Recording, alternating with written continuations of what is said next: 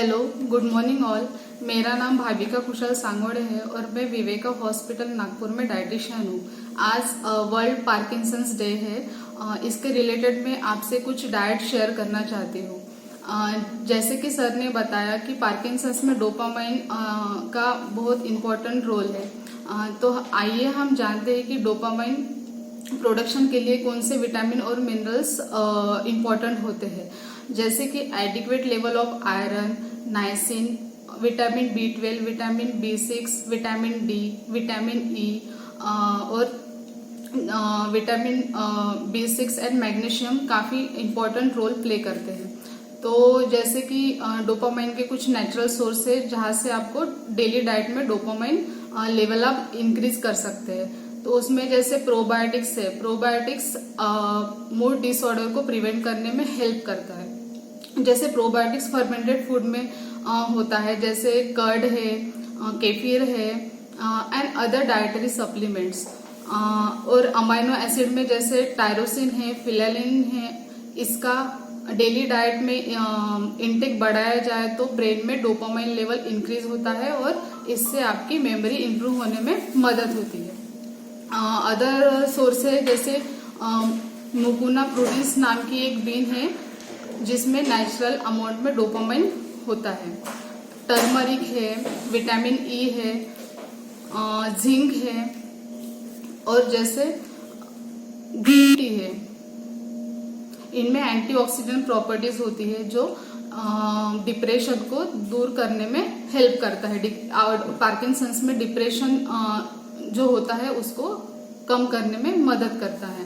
Then vitamin D हड्डियों को मजबूत करने में मदद करता है। जैसे कि रोज मॉर्निंग की 15 मिनट की धूप, मिल्क एंड मिल्क प्रोडक्ट्स, दूध, ताक, दही, लस्सी एंड ऑल मीट, एग्स, इसमें विटामिन डी होता है जो आपको विटामिन डी की कमतरता से बचाता है। देन जैसे विटामिन सी है। Vitamin C helps to reduce inflammation in the body. Vitamin C के सोर्सेस है जैसे आंवला है, सिट्रस फ्रूट है। सिट्रस फ्रूट में जैसे संतरा, मौसम्बी, आंवला, गवा इत्यादि। और जैसे कि विटामिन B12 है। विटामिन B12 न्यूरोलॉजिकल सिम्टम्स को प्रिवेंट करने में या उसको कम करने में हेल्प करता है। अभी जैसे सर ने जितने भी पार्किंसंस रिलेटेड सिम्टम्स बताया है तो उसको कम करने के लिए विटामिन B12 बहुत नीडेड है। Vitamin B12 all milk and milk products and nonveg product में प्रेजेंट होता है। जैसे एक हेल्दी ब्रेन फंक्शन और बॉडी को हेल्दी रखने के लिए मैग्नीशियम की बहुत जरूरत होती है। तो जैसे मैग्नीशियम मस्कुलर वीकनेस को प्रिवेंट करने में हेल्प करता है। मैग्नीशियम के सोर्सेस में जैसे ऑल ग्रीन लीफी वेजिटेबल्स है, लेग्यूम्स है, सारी प्रकार की दालें, बीन्स, बेवरेजेस में टी, कॉफी, ये सारी चीजों से आपको मैग्नीशियम सोर्सेस मिलेंगे, मैग्नीशियम मिलेगा। देन देखा गया है कि पार्किंसंस में काफी सारे पेशेंट्स में कॉन्स्टिपेशन होता है। कॉन्स्टिपेशन इसलिए होता है कि वो पेशेंट में फूड सॉल्विंग का प्रॉब्लम होता है, मतलब फूड खाना निगलने की तकलीफ होती है। उसके वजह से उन पेशेंट्स में फ्लूइड इंटेक कम हो जाता है, खाना ऑलरेडी कम हो जाता है, उसके वजह से उनको कॉन्स्टिपेशन प्रॉब्लम होता है।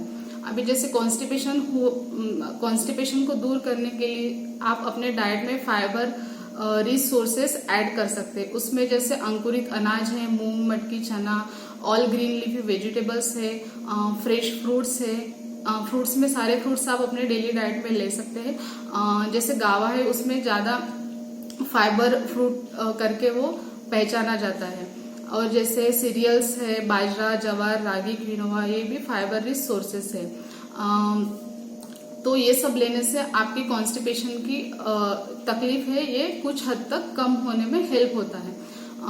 जैसे सैचुरेटेड फैट है वो आपको कम लेना है क्योंकि सैचुरेटेड फैट डोपामाइन प्रोडक्शन को रोकता है। सैचुरेटेड फैट में जैसे बटर, घी, मक्खन, मलाई, ये सारी चीजें आती है तो इसको आपको नहीं लेना है।